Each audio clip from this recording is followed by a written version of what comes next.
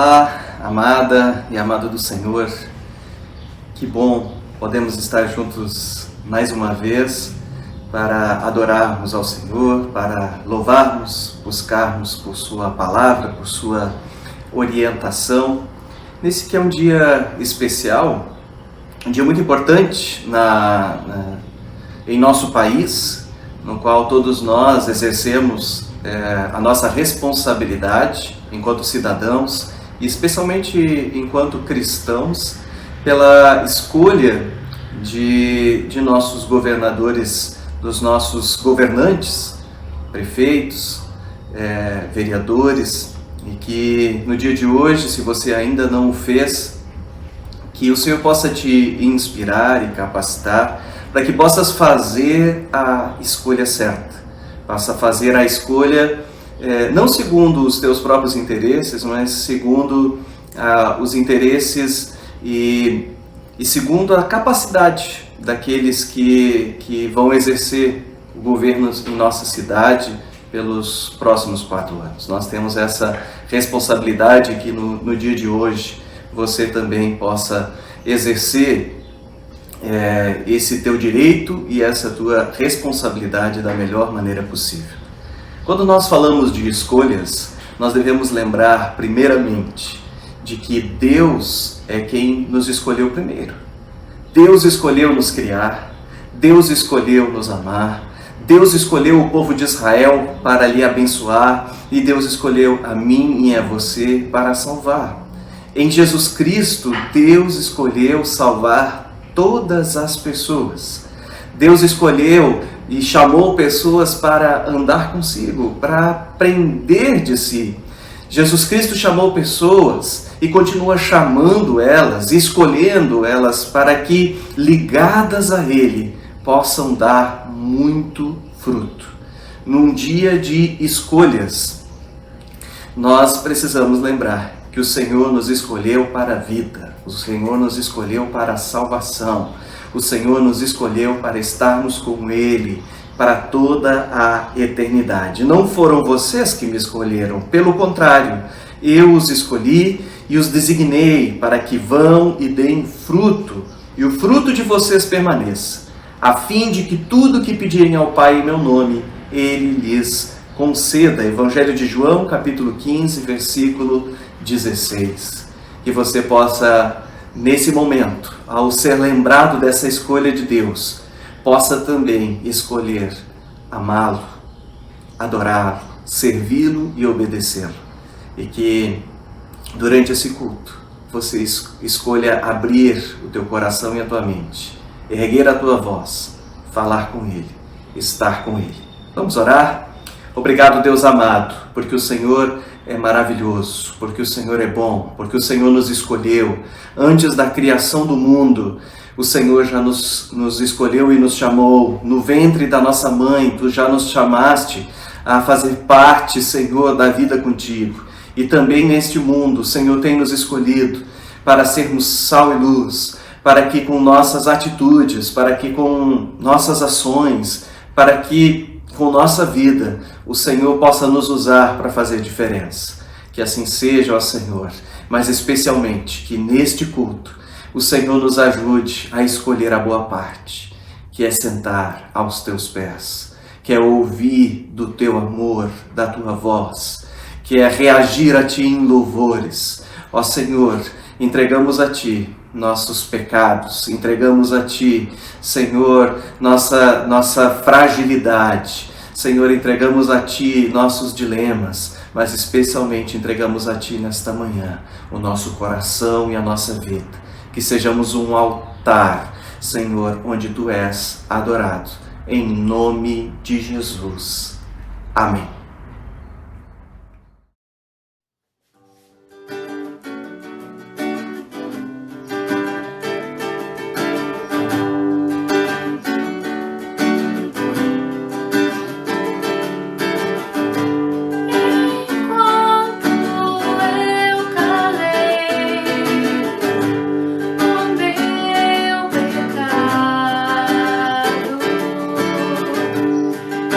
Envelhece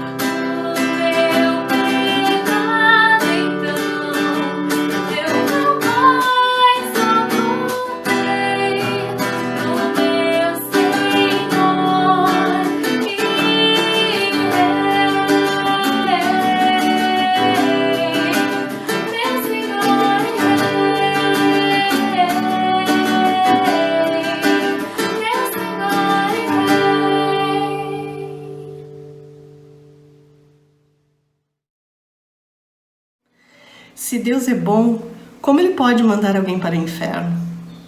Talvez alguém já tenha te feito essa pergunta, ou talvez até tu tenhas feito essa pergunta a ti mesmo. Se Deus é bom, como Ele pode mandar pessoas para o inferno?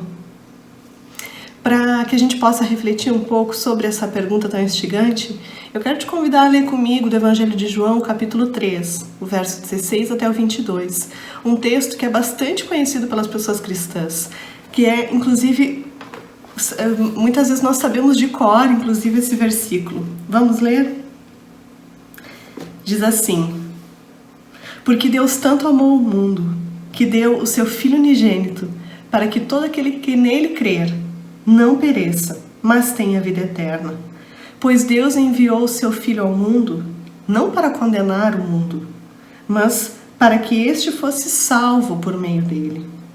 Quem crê nele não é condenado, mas quem não crê já está condenado, por não crer no nome do Filho unigênito de Deus. Este é o julgamento. A luz veio ao mundo, mas os homens amaram as trevas e não a luz, porque as suas obras eram más. Quem pratica o mal odeia a luz e não se aproxima da luz, temendo que as suas obras sejam manifestas.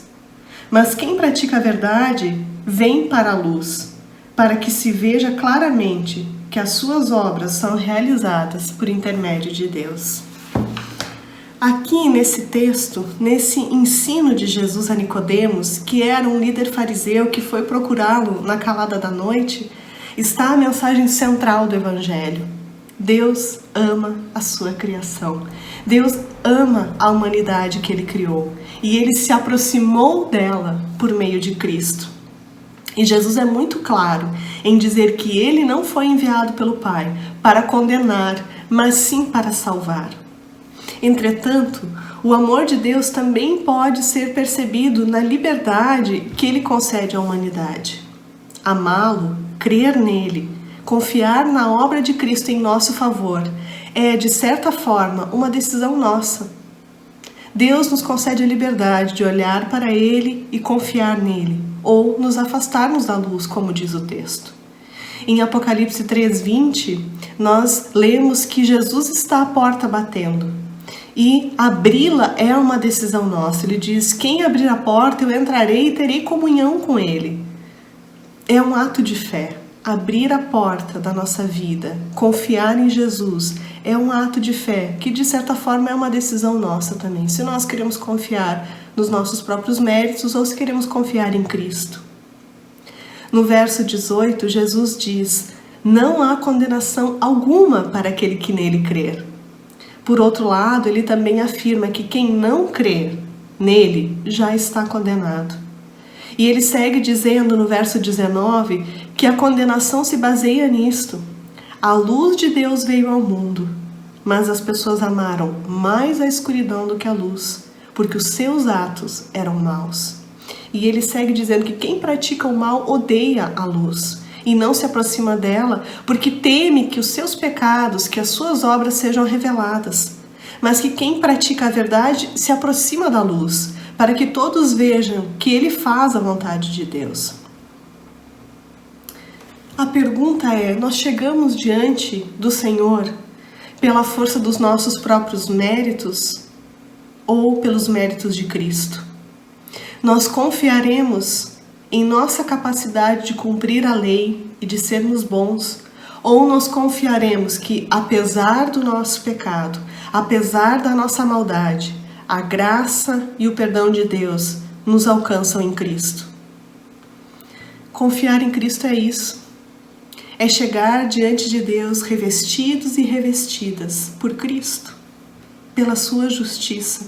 É ser julgada pelos méritos dele e não pelos meus. Jesus aqui fala de dois tipos de pessoas, de dois tipos de atitude que nós podemos ter diante do Senhor. Ele fala daqueles que praticam o mal e que odeiam a luz, e ele fala daqueles que praticam a verdade. É interessante que ele não contrapõe o mal com o bem. Não. Em outro momento, Jesus diz a um jovem rico: ninguém é bom, somente um, que é o Pai que está no céu. Jesus está dizendo que nós devemos nos aproximar da luz e não temermos a verdade de quem nós somos, seres humanos pecadores, carentes da graça e do perdão de Deus. Portanto, nós temos aqui dois tipos de pessoas. Pessoas más e pecadoras que não querem se aproximar da luz por medo da exposição dos seus pecados. E do outro lado nós temos pessoas más e pecadoras que se aproximam da luz e que mesmo com medo enfrentam essa realidade decaída, confiando na obra de Cristo na cruz. O teólogo e padre católico Henry Nouwen escreveu que é somente no contexto da graça que nós podemos enfrentar os nossos pecados. É somente na circunstância da cura que nós ousamos mostrar as nossas feridas. É somente por meio de uma honesta atenção a Cristo que podemos abandonar os nossos medos e encarar a nossa verdadeira natureza. De certa forma, o que eu quero dizer com isso não é que a salvação, o inferno, o céu sejam uma obra nossa. Não. O que eu estou querendo dizer é que Deus amou o mundo e o mundo está imerso em sua graça. Entretanto, existe uma resposta que nós devemos dar a Ele, reconhecendo o nosso pecado e sabendo que nós não podemos salvar a nós mesmos. Que se nós temos algum tipo de comunhão com Deus, é pelo seu amor, pela sua graça que nos é alcançada em Cristo. E o que nós devemos fazer, a nossa atitude é aceitar esse amor, aceitar esse perdão. Eu quero ler um trechinho do livro A Batalha Final, que está nas Crônicas de Nárnia, do C.S. Lewis, que inclusive tem alguns filmes, mas tem esse último livro, ele me ajuda muito a entender esse contexto da céu, inferno, perdão, e eu quero ler um trechinho para vocês. Acontece de fato uma grande batalha, onde Aslan, o leão que representa Deus, sai vencedor. E no final, todas as criaturas deveriam se dirigir a uma grande porta, onde Aslan estava parado, para que o seu destino fosse selado. E diz assim: as criaturas precipitaram-se para a porta, e à medida que se aproximavam das estrelas ali paradas, seus olhos tornavam-se cada vez mais brilhantes. Ao chegarem perto de Aslan, o leão, no entanto, uma entre duas coisas se passava com cada uma delas. Assim como no texto de João, Jesus também diz, duas atitudes são possíveis. Todas olhavam direto para a face do leão. Aliás, acho que não havia alternativa. Quando algumas olhavam, a expressão de seus olhos mudava terrivelmente, como uma mistura de temor e ódio, exceto na cara dos animais falantes. Nestes, tanto temor quanto ódio duravam apenas uma fração de segundos, pois na mesma hora deixavam de ser animais falantes, tornando-se simples animais comuns. E todas as criaturas que olhavam para Aslan daquele jeito desviavam-se para a direita, desaparecendo no meio de sua imensa nuvem negra, que, como já lhes disse, se espraiava para a esquerda, do lado de fora do portal. As crianças nunca mais viram essas criaturas. Eu não sei o que se passou com elas. Outras, porém, olhavam para a face de Aslan e o amavam. Embora algumas ficassem ao mesmo tempo muito assustadas. Eu não consigo ler esse trecho sem me emocionar. Algumas, entretanto, olhavam para a face de Aslan e o amavam. Essa é a nossa resposta. Nós olhamos para Deus e o amamos, apesar do nosso temor, apesar do nosso pecado, da nossa maldade, nós confiamos em seu amor. Deus não manda ninguém para o inferno. João 3,16 diz que Deus amou o mundo, que o mundo está imerso na graça de Deus. Mas, por vezes, as pessoas escolhem não confiar em seu amor, preferindo se afastar da luz, preferindo se afastar do leão, vivendo no engano de que podem, de alguma forma, salvarem-se a si próprias. O que define onde nós passaremos a nossa eternidade é o olhar de Deus sobre nós e a nossa resposta a Ele. Eu quero encerrar cantando um pequeno trecho de uma canção que sempre me marcou muito, que fala a respeito disso. Diz que a forma como nós vivemos a nossa vida, a forma como nós nos relacionamos com Deus e a forma como nós reconheceremos o seu olhar naquele dia, vai ser o motivo da nossa grande alegria. A música diz assim: em minha jornada intimamente te amar, para que na glória, quando o dia chegar, ao contemplar teu rosto eu venha reconhecer o olhar tão doce que amou o meu ser, o olhar tão doce que amou o meu ser. Que nós possamos reconhecer o doce olhar de Deus quando finalmente o dia chegar e que nós possamos ir com Ele para a eternidade. Amém.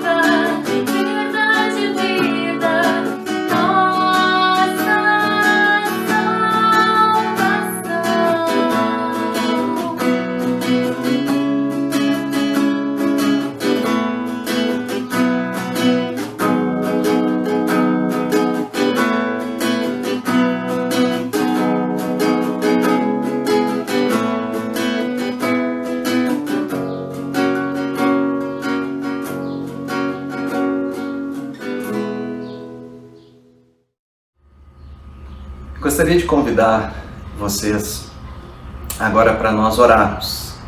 Aqui ao redor da mesa, nós como família nos reunimos para nos alimentar. Nós somos alimentados agora pela palavra, mas também ao redor da mesa nós oramos e falamos com Deus. E queremos convidar você a fazer o mesmo aí na sua casa, a orar junto com os teus amados. E nesse momento queremos colocar situações, pessoas na presença de Deus. E juntos nós vamos encerrar orando a oração que Jesus nos ensinou. Obrigado, Deus amado, por mais este culto, por mais esta palavra maravilhosa que recebemos. Palavra, Senhor, que nos anima, que nos conforta, que nos desafia, que nos transforma. Palavra, Senhor, que nos traz para perto de Ti. Palavra, Senhor, que nos coloca em direção dos outros também. Obrigado, Senhor, porque a cada novo dia Tu nos alimenta. E a cada novo encontro junto com o Teu povo, Senhor, nós somos fortalecidos. E, Senhor, neste momento, ao redor do mundo, muitas pessoas precisam desse fortalecimento, deste ânimo, ânimo que vem da Tua palavra, da Tua presença, do Teu amor e do Teu poder.